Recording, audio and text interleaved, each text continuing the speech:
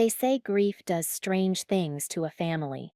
I think that's a polite way of putting it. Grief doesn't do strange things, it just peels back the thin, polite veneer we all wear and reveals the tangled, often ugly machinery that was whirring underneath the whole time. For my family, grief was less a strange event and more of a grand unveiling, and I was sitting in the front row, watching the curtain rise on a betrayal that had been decades in the making. My name is June, and this is the story of how a collection of old quilts taught me the difference between family and blood, and how a promise I made to my dying grandmother saved my life. The day of the will reading was exactly as you'd picture it, a stuffy lawyer's office, smelling of old paper and lukewarm coffee. The chairs were hard leather that squeaked with every nervous shift of weight. My uncle Jerome sat beside me, but he might as well have been on another planet. He was my mother's older brother, my grandmother's only son, and the undisputed golden child of the Harrison family. He wore a suit that was just a little too expensive for a man who hadn't held a steady job in a decade, and he had a look of pious solemnity expertly plastered on his face. It was a look I'd seen 1,000 times, usually right before he asked our grandmother for a loan he had no intention of repaying. My cousins Jerome's 2 children were there as well, looking bored and occasionally tapping at their phones under the mahogany table. A few great aunts were scattered around the room, professional mourners who thrived on the drama of hatches, matches, and dispatches.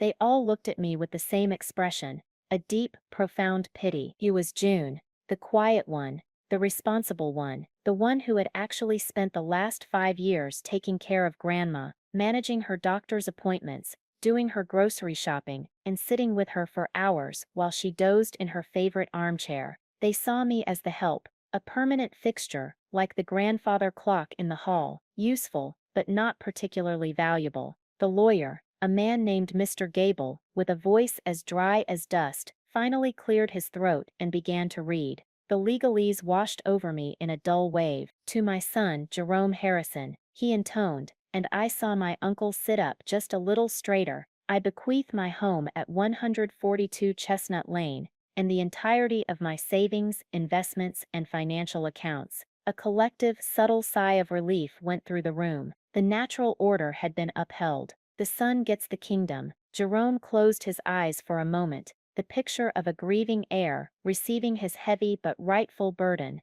I felt a cold knot forming in my stomach. I hadn't expected anything, not really, but the starkness of it, the clinical precision of my erasure, still felt like a physical blow. Mr. Gable shuffled a page, and to my beloved granddaughter June, he continued, and all eyes swiveled to me. The pity intensified, becoming thick and suffocating. I bequeath my personal collection of hand-sewn quilts, with all my love.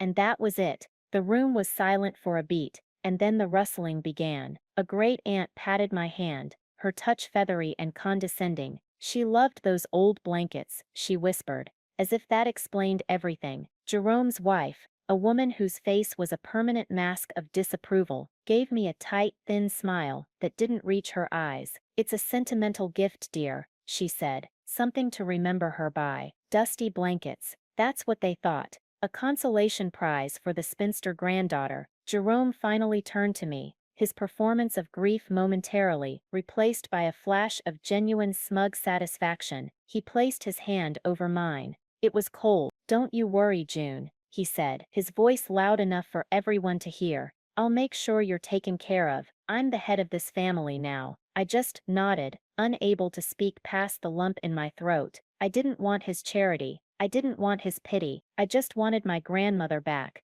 I wanted to ask her why. The real inciting incident, the moment the cold knot of grief in my gut hardened into something else, something sharp and dangerous, came 2 days later. My uncle had wasted no time. A garish, oversized for sale sign was already staked into the front lawn of my grandmother's house, the house I had basically lived in for the past several years. It wasn't just any sign. It was from the flashiest, most aggressive real estate agency in town, the kind that promised quick cash sales to developers. He hadn't even called me. I found out because I was driving by, on my way to pick up the quilts, as he'd demanded in a brief, clipped text message. His exact words were, "Need you to get your things from Mom's place by tomorrow. The agent is doing a walkthrough. Your things, not our memories, not Grandma's legacy, just my things." The dusty blankets. I pulled over to the curb, my heart hammering against my ribs. There he was, my Uncle Jerome, standing on the porch with a man in a shiny suit, gesticulating wildly, laughing. He was pointing at the old rose bushes my grandmother had spent 40 years tending. I couldn't hear his words, but I could read his body language. He was selling a property, a shell, a collection of assets. He was not selling a home. He didn't know our family's real tradition. He'd always dismissed the stories as sentimental nonsense. The stories of our ancestor, Eleanor Harrison, who during the Civil War had kept the family from losing their farm to opportunistic carpetbaggers. She did it by sewing the deed, the family's birth records, and every dollar they owned into the linings of her quilts. When soldiers came through, they ransacked the house, but ignored the women's work, piled on the beds. The documents survived. The family survived. This tradition, this secret history, was stitched into our DNA, and stitched into the rough calico backing of the oldest quilt, the one Grandma called her history quilt, was the real will. A holographic will, written in her own steady, elegant script. I knew it was there because she had made me promise, her voice a frail whisper in those last days, to never, ever wash it. "This one holds our story, June," she'd said, her eyes boring into mine with an intensity that I hadn't understood. "Some things are too fragile for water, but strong enough to outlast stone." At the time, I thought she was just being poetic. Now watching my uncle slap the realtor on the back and seal the deal on our family's soul, I understood. She wasn't being poetic, she was giving me a weapon. The quilts were heavy, not just with fabric and thread, but with the weight of generations. I carried them out to my car in 4 trips, each armload a monument to my grandmother's life. The scent of her house, a mix of lavender, old books, and cinnamon, clung to the fabric, and with each breath, it felt like I was losing her all over again. Jerome didn't help. He stood in the doorway, arms crossed, tapping his foot impatiently. "Got everything?" he asked, his eyes already scanning the empty rooms, mentally calculating square footage and profit margins. I didn't answer. I just loaded the last pile into my hatchback and drove away, the house shrinking in my rearview mirror, the garish sign a final, vulgar insult. I drove to my tiny rented apartment, a place that had always felt like a temporary waiting room, but now felt like a prison cell. I piled the quilts on my living room floor. They took up nearly the entire space, a mountain of faded calico, worn flannel, and intricate stitchwork. The sheer volume of them was overwhelming. They represented a lifetime of patience, of sitting and sewing, while life happened around her. And then I fell apart. I collapsed onto the pile, burying my face in the soft, worn fabric, and I sobbed. It was a raw, ugly cry, the kind that comes from the deepest part of you, from a place of such profound loss that it feels like you're being hollowed out. It wasn't just for my grandmother. It was for me. It was for the little girl who always got the broken cookie, the teenager who had to work to buy her own prom dress, while her cousin, Jerome's son, was gifted a car for his 16th birthday. It was for the young woman who put her own life on hold to care for an aging matriarch, not as a duty, but out of love, a love that, according to that piece of paper in the lawyer's office, had been worth a pile of dusty blankets. The pitying looks from my family swirled in my head, their condescending whispers. Jerome's smug, triumphant face. "I'm the head of this family now." The words echoed and echoed until they were a roaring in my ears. I felt utterly and completely alone, buried under the weight of a family that saw me as nothing more than a footnote in their story. It wasn't about revenge, not yet. At that moment, it was about a hurt so deep it felt bottomless. As the sobs subsided into shuddering breaths, my mind drifted backward, seeking anchor points in the sea of my grief. I found myself thinking about Grandma's kitchen, the undisputed heart of her home. The air was always thick with the smell of her famous Brunswick stew, a hearty, smoky concoction that she'd simmer for hours in a massive cast-iron pot. It was a Virginia classic, her one culinary masterpiece. At family dinners, Jerome would always be served first. He'd get the biggest bowl, heaped with tender chicken and lima beans, with a giant piece of her buttermilk cornbread on the side. He'd wolf it down, and then push his bowl forward for seconds before anyone else was even finished with their first helping. Grandma would just smile and ladle more onto his plate.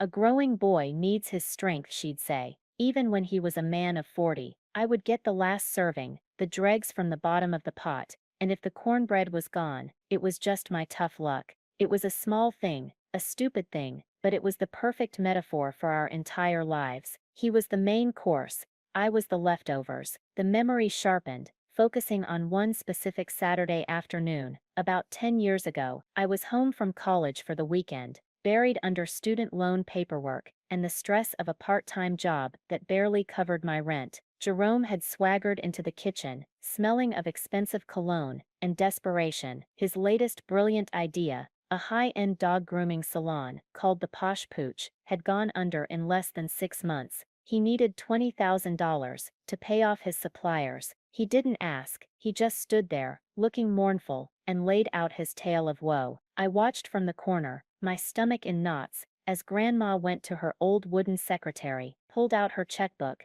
and wrote him the check, without a moment's hesitation. She patted his hand. "We all make mistakes, son. The important thing is to have family to lift you back up." Later that evening, after he'd gone, I had tentatively asked her if she could spare $200 to help me buy a textbook for my organic chemistry class. I hated asking. I felt sick about it. She looked at me, her expression clouded. "Oh, June," she'd said, sighing. "You know money is tight, and you're so capable. You always figure things out. It builds character. It builds character." The phrase ricocheted through my memory. My struggles built character, while his failures were just bumps in the road that required immediate financial paving. I'd figured it out, of course. I always did. I found a used copy of the textbook online and ate ramen noodles for 2 weeks to pay for it. But the injustice of it, the sheer blatant unfairness, had lodged in my heart like a shard of glass.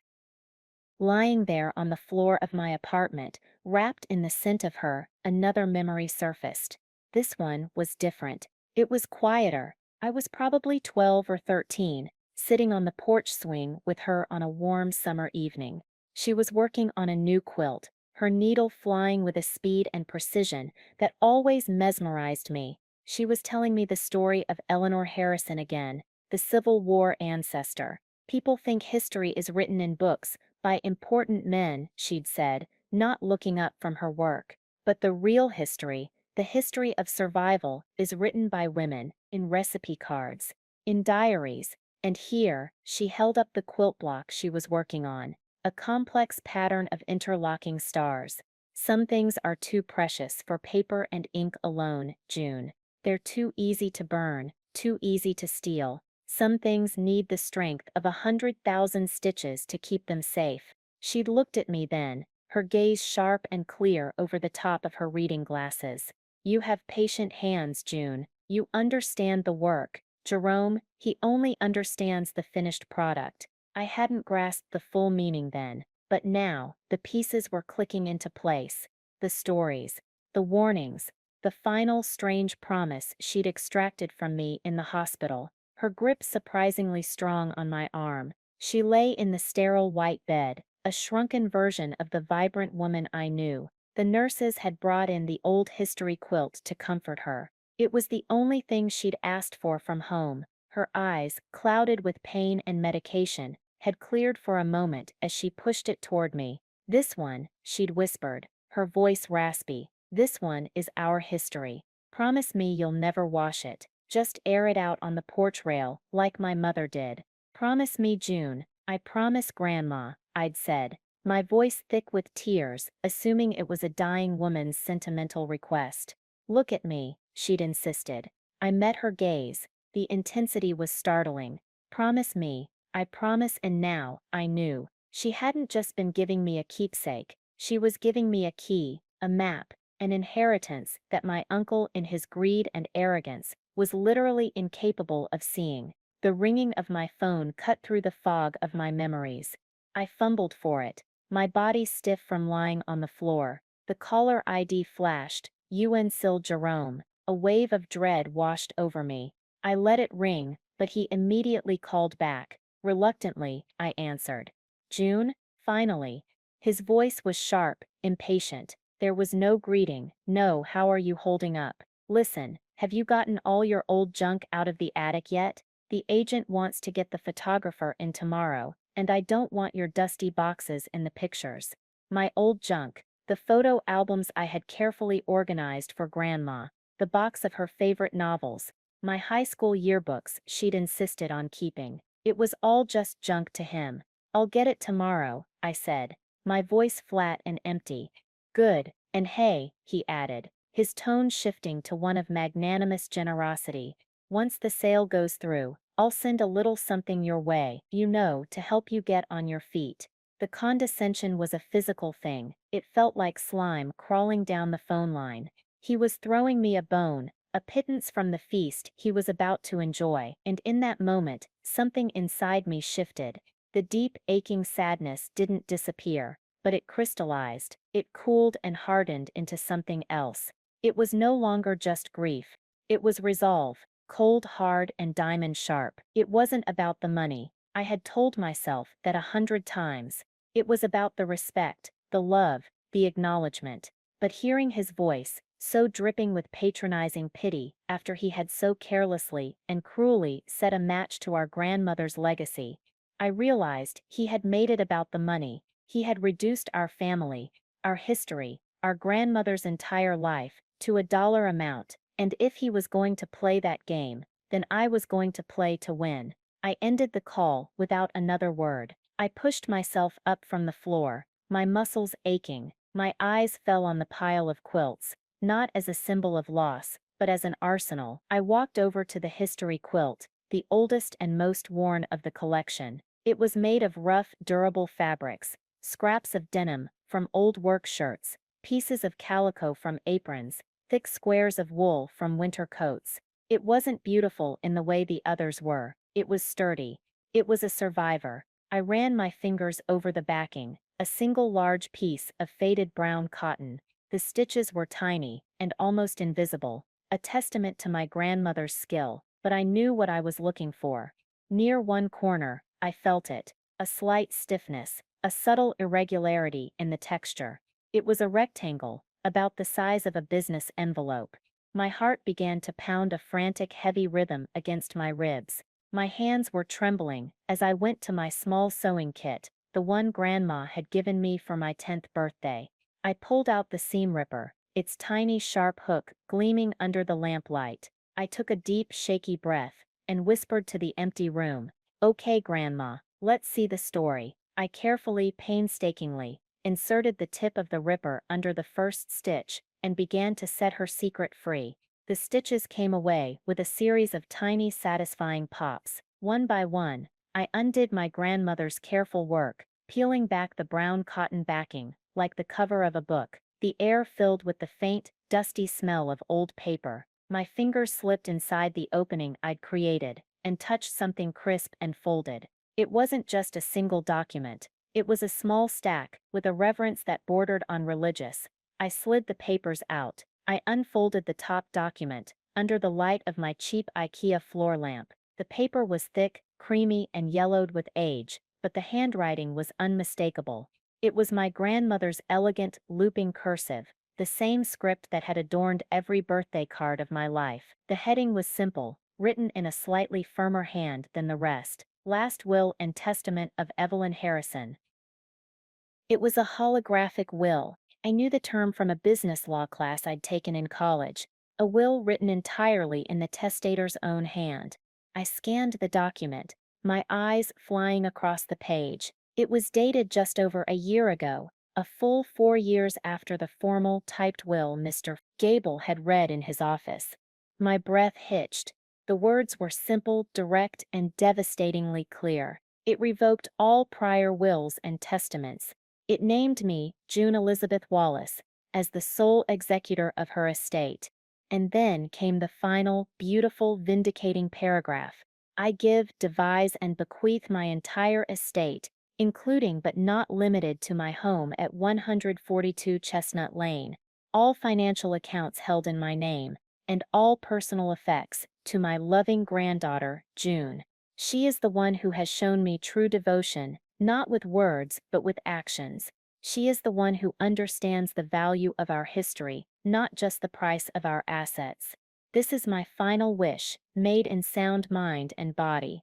Below her signature were two other signatures, belonging to her witnesses, Margaret Peterson and Doris Finch, her two best friends and weekly bridge partners. My heart sank for a moment. Both Margaret and Doris had passed away within the last 6 months, one before Grandma and one just after. It was a complication, a loose thread in an otherwise perfect plan. Underneath the will were several other documents, bank statements from a high-yield savings account I never knew she had, with a balance that made my head spin. It seemed Grandma had been quietly siphoning money for years into an account Jerome knew nothing about. There was also a small leather-bound journal. I opened it. The first page contained a single chilling entry, dated the day after she wrote the holographic will. Jerome was here today, it read. He wants to co-sign on a loan for a new business opportunity, some scheme involving imported olive oil. He wants me to use the house as collateral. When I told him no, that I couldn't risk it, his face changed. The kindness vanished. I saw the greed in his eyes, stark and ugly. He told me I was a foolish old woman, and that I owed it to him. I realize now he does not love me. He loves what I have. He sees this house not as a home, but as a bank. I will not let him shatter what my family has built. I will not let him erase our story. June is the only one who sees. The quilt will protect it. The quilt will remember. Tears streamed down my face, but these were not tears of sorrow. They were tears of validation, of a fierce, protective love that reached across the veil of death. My grandmother hadn't abandoned me. She had armed me. My hands were still shaking, a mixture of adrenaline and awe. I needed to talk to someone, not family, never family. I needed an outsider, a voice of reason, who wasn't tangled in the web of Harrison family dysfunction. I dialed the number of my best friend, Clara. Clara answered on the second ring. Hey, I was just about to call you. You will not believe what my mother just tried to pull. Clara was my anchor in the real world. We had been friends since kindergarten, and she understood the dynamics of my family better than I did sometimes. Her own family drama was a constant low-grade fever compared to my full-blown plague. Her younger brother, a charming but utterly feckless man-child, was perpetually in some kind of financial trouble, and her parents were perpetually enabling him. What now? I asked, my voice still hoarse. She wants me to co-sign a lease for his new apartment, Clara said, her voice a mixture of exasperation and disbelief. His third apartment in 2 years, by the way, because he got evicted from the last one, she said, and I quote, "But Clara, he's your brother. Family has to support each other." I told her my signature wasn't support, it was a blank check for his irresponsibility, and that my support was offering to help him write a budget. You can imagine how well that went over. It was a small echo of my own situation, a miniature version of the same play, the responsible daughter being asked to sacrifice for the feckless son under the banner of family. Clara, I said, my voice dropping to a whisper, something's happened, something big. I told her everything. The will reading, the quilts, the promise, the seam ripper, the holographic will, the journal. I read the words aloud to her over the phone. She was silent for a long time after I finished, the only sound the faint static on the line. I started to worry she thought I was crazy. Clara, are you there? June, she finally said, her voice low and serious. That son of a bitch. Another pause. Okay, here's what we're not going to do. We are not going to call Jerome. We are not going to march over there and wave this will in his face. We are not going to give him a single bit of information. He has shown you his hand. Now we hide ours. Her decisiveness was a balm to my frayed nerves. What do?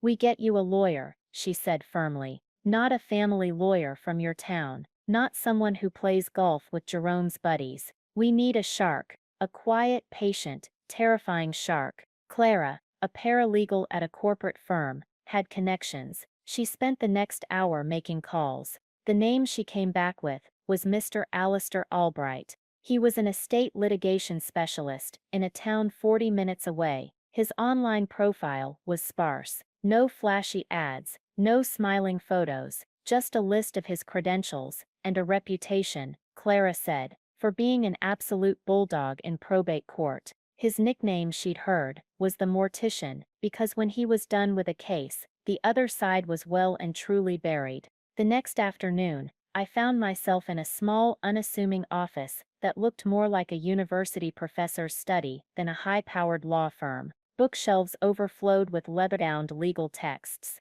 The air smelled of old paper and Earl Grey tea. Mr. Albright himself was a surprise. He was a small bird-like man in his late 60s, with kind eyes behind a pair of wire-rimmed spectacles and a slightly threadbare tweed jacket. He did not look like a shark.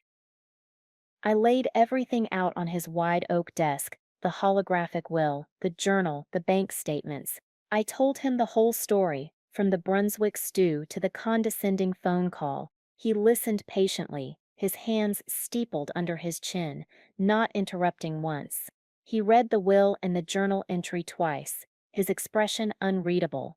When I was finished, he was silent for a long time. He peered at the documents through his spectacles, then took them off and polished them with a handkerchief. Holographic wills are perfectly valid in the Commonwealth of Virginia, he said finally, his voice soft but precise.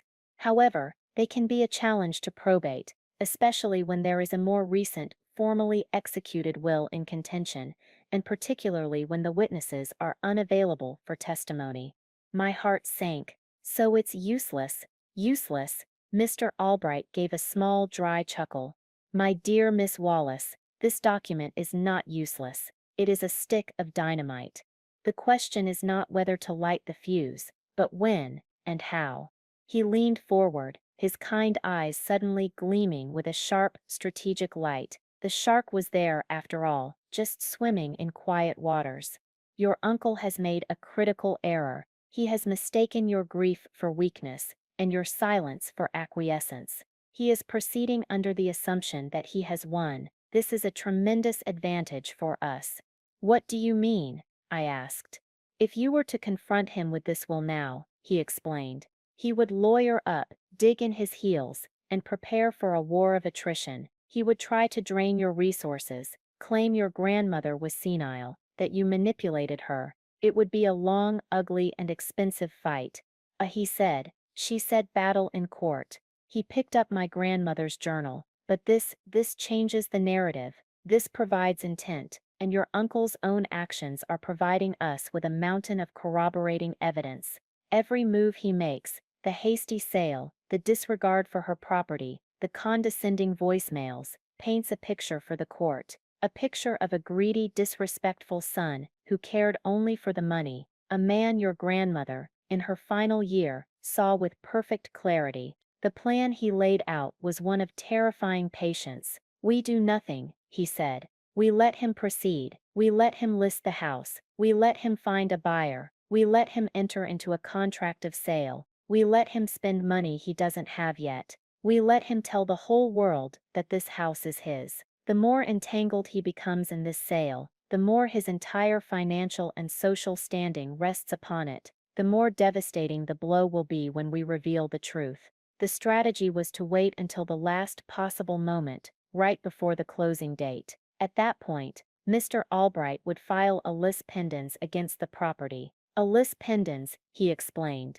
seeing my confused look, is a formal notice filed with the county recorder's office, indicating that there is a pending lawsuit involving the title to the property. It puts the entire world on notice. No title insurance company will issue a policy, and no buyer will close a sale, with a lis pendens clouding the title. It will bring his plans to a screeching, immediate, and public halt. It will force the entire matter into probate court, where we will not be arguing about what your grandmother might have wanted. We will be presenting the judge with a clear timeline of your uncle's avarice, and your grandmother's desperate, brilliant attempt to protect her legacy from it. He smiled, a thin, knowing smile. Your uncle is building his own gallows, Miss Wallace. Our job is to simply hand him the rope at the most opportune moment. I left Mr. Albright's office, feeling a strange mixture of terror and exhilaration. A part of me wanted the fight to be over, to just have it out in the open. But a deeper, colder part of me, the part that had been forged in a lifetime of quiet endurance, understood the wisdom of his plan. They saw weakness where there was just patience. It was time to show them what that patience could do. The silent takeover had begun. The 2 weeks that followed were the strangest of my life. I went into a self-imposed exile, a ghost in my own story. On the advice of Mr. Albright, I stopped answering any calls or texts from my family. I let Jerome's increasingly agitated messages go straight to voicemail. I needed to become a black hole, a void from which no information escaped. My silence, he said, would be more unnerving to them than any argument. The first few voicemails from Jerome were still laced with that infuriating magnanimous tone. June just wanted to let you know the open house was a huge success. Got a fantastic cash offer, way over asking. Some developer. Will be closing in about 3 weeks. Hope you're doing okay, kiddo. Then a few days later, hey June, the buyer's inspector is coming on Thursday. Just need you to confirm you've gotten your boxes out of the attic. It's the last bit of clutter we need to deal with. Call me back. The term clutter felt like a deliberate jab. He knew those boxes held my childhood. I didn't call back. Instead, I took a drive. I parked my car down the street from Grandma's house, my heart a dull ache in my chest. He had already started. The beautiful, slightly wild rose bushes she had loved were gone, ripped out and replaced with a neat, sterile bed of wood chips. A crew was power washing the porch, stripping away the layers of paint that told the story of 100 summer afternoons. He was sanitizing it, erasing her, turning her home into a product.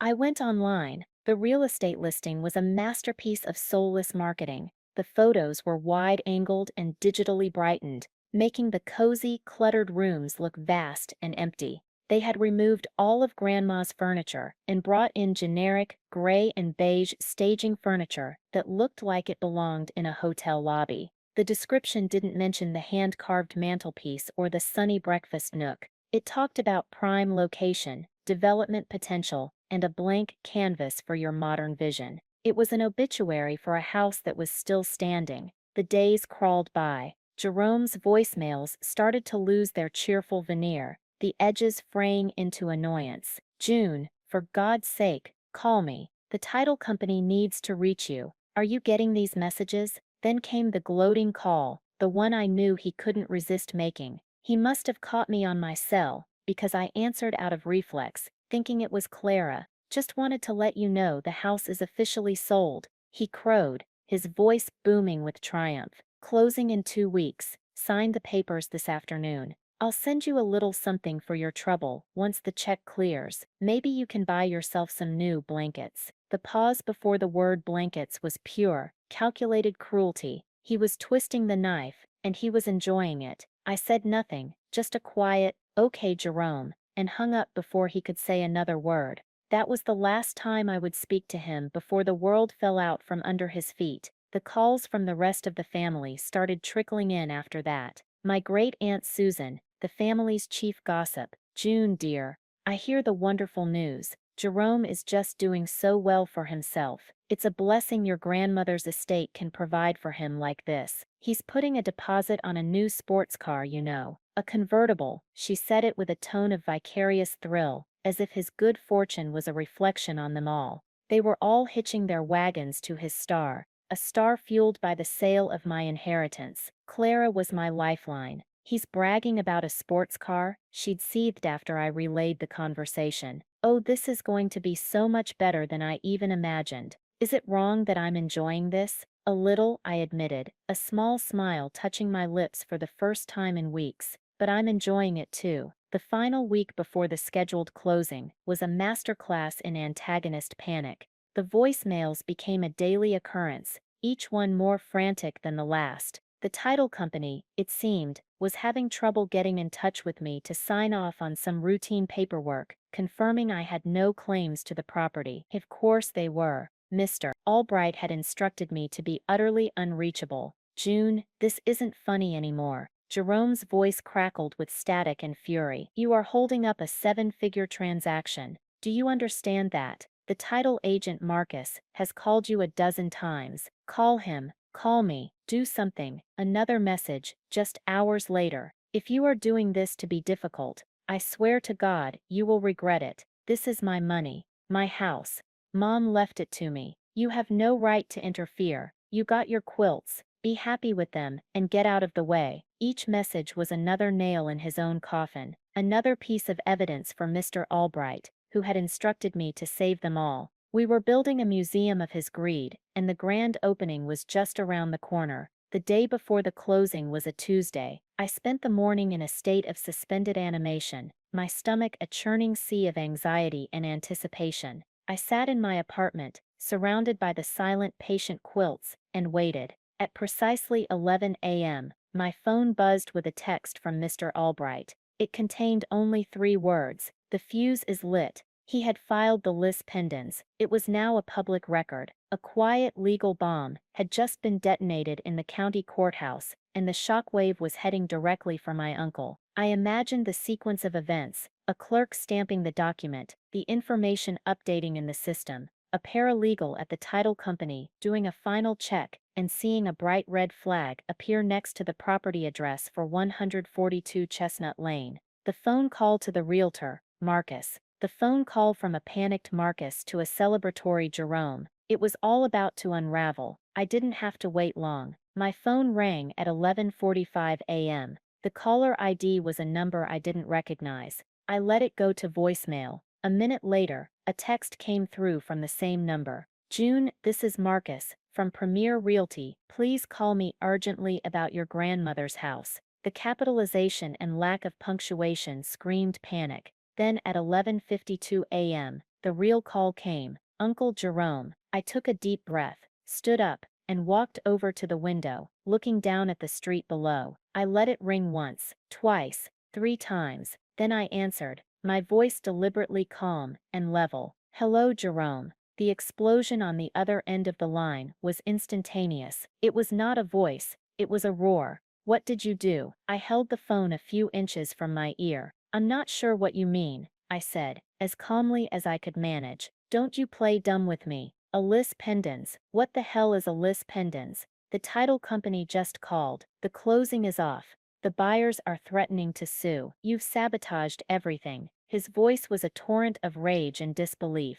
The mask of the grieving son, the benevolent patriarch, wasn't just off. It had been incinerated. This was the real Jerome, the one Grandma had seen in her final year. Jerome, I said, my voice as steady as a rock, a stark contrast to his hysteria. There seems to be a dispute regarding the validity of Grandma's will. The matter will have to be settled in probate court. I was reciting the lines Mr. Albright had coached me on. They felt solid and real in my mouth. He was sputtering now, words failing him. Dispute? There's no dispute. The will was clear. It's my house. My house. You are trying to ruin this for me, after everything I did for Mom, all those years.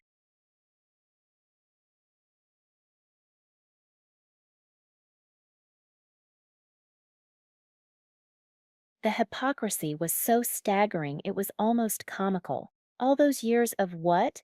Bleeding her dry? This is what you get for being ungrateful, he shrieked. I was going to give you money, a gift. Now you'll get nothing. You'll be paying my legal fees. His threats gave way to a sudden, desperate plea. His tone shifted on a dime, becoming wheedling, manipulative.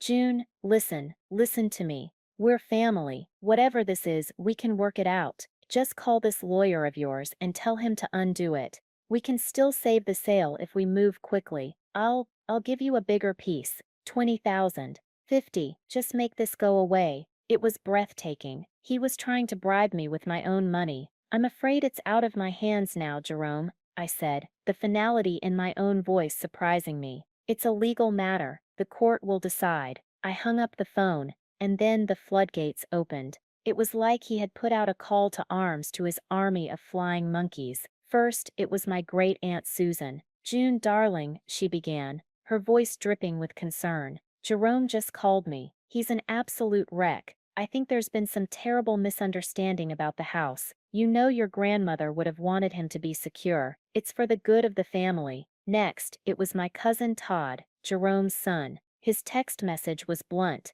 What the F are you doing? Dad said you're trying to steal his house. He was going to help me with a down payment on a condo. You're messing things up for everyone. On and on it went. Aunts, uncles, cousins, a chorus of voices all singing the same song. Jerome was the victim. I was the problem. I was being selfish, vindictive, cruel. I was tearing the family apart. Not one of them asked for my side of the story. Not one of them stopped to consider that I might have a reason. They had chosen their side long ago, the side with the money and the power. And in that barrage of accusatory calls and texts, I felt a strange and liberating lightness. The weight of their expectations, their judgment, their conditional love, it all just evaporated. This wasn't a family, it was a business, and I was no longer an employee. It was a painful, brutal, and utterly necessary exodus. I turned my phone off, sat down in the quiet of my apartment, and for the first time since my grandmother died,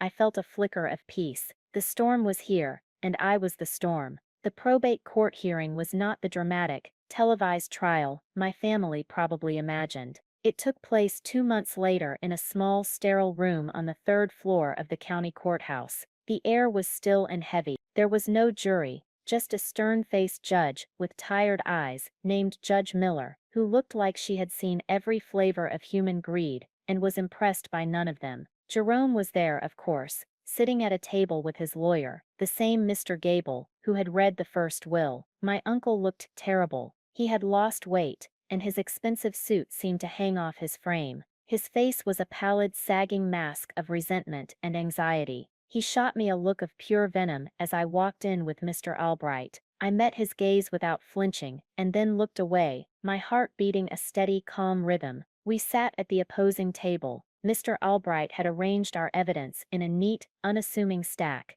The holographic will, now preserved in a protective sleeve, my grandmother's journal, the bank statements, a transcript of the voicemails Jerome had left me, a sworn affidavit from the realtor, Marcus, detailing Jerome's haste and his dismissive attitude toward his mother's possessions. The hearing began. Mr. Gable went first, presenting the formal typed will. He argued it was the most recent, legally prepared document, clear and uncontestable. He painted a picture of a loving son, the natural heir, who was being harassed by a disgruntled and opportunistic niece. He implied I was a fortune hunter, coming out of the woodwork to stake a baseless claim. Then it was Mr. Albright's turn. He stood, and though he was a small man, he seemed to command the entire room. He didn't raise his voice. He didn't use dramatic gestures. He simply began to tell a story. "Your Honor," he began, his voice calm and factual. "We are here today to discuss the true and final wishes of the late Evelyn Harrison.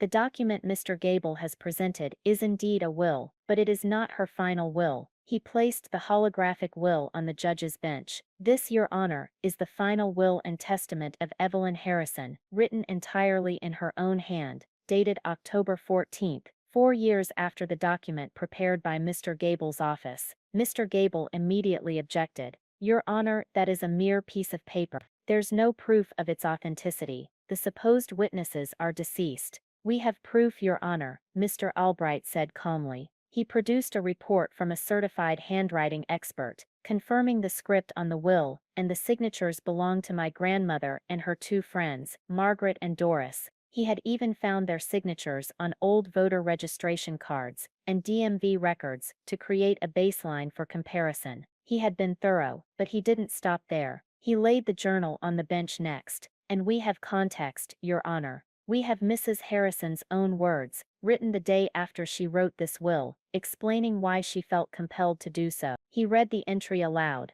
the one about Jerome's demand for collateral, the greed she saw in his eyes, her fear that he would erase our story. The room was silent. I could feel Jerome's burning stare on the side of my face. Mr. Albright continued, his voice weaving a devastating narrative. He played the voicemails, Jerome's smug, triumphant announcement of the sale, his angry, panicked demands, his cruel, mocking reference to the quilts. The judge listened intently, her expression hardening with each recording. He then presented the affidavit from the realtor, the timeline of the sale, the haste to gut the house, the removal of the rose bushes.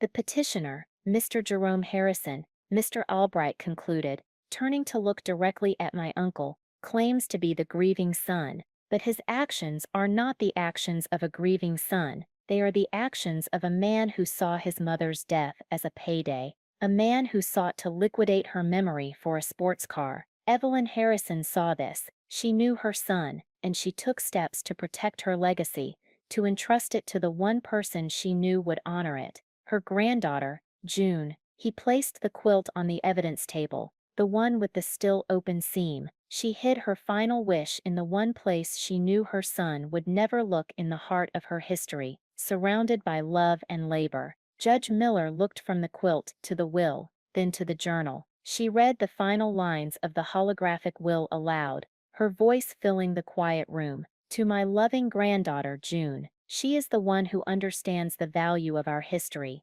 not just the price of our assets. She looked up, her gaze settling on Jerome. His face had gone from pale to ashen. He looked like a man who had just watched his own future burn to the ground. The verdict was swift and absolute. The judge ruled that the holographic will was valid, that it clearly represented the final and true intent of the deceased, and that the evidence of Mr. Harrison's behavior following his mother's death gave significant weight to its legitimacy. It was to be admitted to probate, and I, June Wallace, was the sole heir and executor of the estate of Evelyn Harrison. It was over, just like that. Jerome sat frozen, staring into space. Mr. Gable was frantically shuffling papers, his face flushed. I felt nothing, just a vast, quiet emptiness. The fight was done. As we were leaving the courtroom, Jerome cornered me in the hallway. His eyes were wild. "You stole this," he hissed, his voice a venomous whisper. "You stole this from me, from our family." I looked at him then, really looked at him. I saw a weak, hollow man, a boy who had never grown up, who had just had his favorite toy taken away, and the last bit of anger I felt for him just dissolved. It was replaced by a profound and final pity. "No, Jerome," I said, my voice soft but firm. "Grandma gave it to me. You just never bothered to look." I turned and walked away, Mr. Albright by my side. I didn't look back. I didn't need to. I could feel his world collapsing behind me, and for the first time in my life, I wasn't there to catch him. It's been 6 months now. The first thing I did was go to the house and take down that hideous "for sale" sign myself. The wood was cheap and splintery. I threw it in the back of my car and took it to the town dump. It was, without a doubt, the most satisfying errand of my life. I live in Grandma's house now. My apartment is rented out to a nice young couple. I moved back into the home that held my happiest, and for a time, my saddest memories. But I'm making new ones. I had the rose bushes replanted, a new variety that smells like citrus and summer rain. I painted the living room a warm, sunny yellow. The sterile gray staging furniture is long gone, replaced by Grandma's comfortable worn armchairs and my own mismatched, beloved belongings. It feels like a home again. It feels like my home. The quilts are everywhere, draped over couches, folded at the foot of beds, and on warm days, I air them out on the porch rail, just like she told me to. The history quilt, the one that started it all, hangs on the wall in my study, its seam carefully and lovingly stitched shut once more. It's a piece of art, a declaration, a reminder. I quit my old job. Using some of the money from that secret savings account, I started my own business, something I'd only ever dreamed of. It's a small textile restoration company. I work from a studio I set up in the sunroom, carefully mending old tapestries, family christening gowns, and yes, antique quilts. I give them back their strength. I help them tell their stories. It feels right. As for Jerome, his life has unraveled in spectacular fashion. The developer who had made the cash offer on the house sued him for breach of contract and legal fees. He had to pay back the substantial deposit he'd put on the convertible, plus a penalty. He had bragged so much about his impending windfall that when the truth came out, the humiliation was public and absolute. He and his wife sold their own house and moved into a small rented condo on the other side of the state. I hear from a distant cousin that he's looking for work. The rest of the family, the flying monkeys, as Clara still calls them, are silent. They've learned a hard lesson in backing the wrong horse. I see them sometimes, at the grocery store or the post office. They don't make eye contact. They study the cereal boxes with intense interest, or suddenly find something fascinating on their phones. Their pity has been replaced by a fearful, awkward respect. I don't hate them. I don't feel anything for them at all. They are simply ghosts from another life. They say blood is thicker than water. I've learned that's not always a good thing. Sometimes blood is just stickier. It holds you in place, in a role you never chose, and keeps you from growing. Cutting those ties, as painful as it was like taking my first real breath. It wasn't about revenge. Not really. Not in the end. It was about justice. It was about honoring the woman who raised me, and it was about breathing. The real inheritance wasn't the house, or the money, or even the quilts. The real inheritance was the lesson that was stitched into the very fabric of my family's history, that true value is rarely on the surface. It's hidden in the quiet places.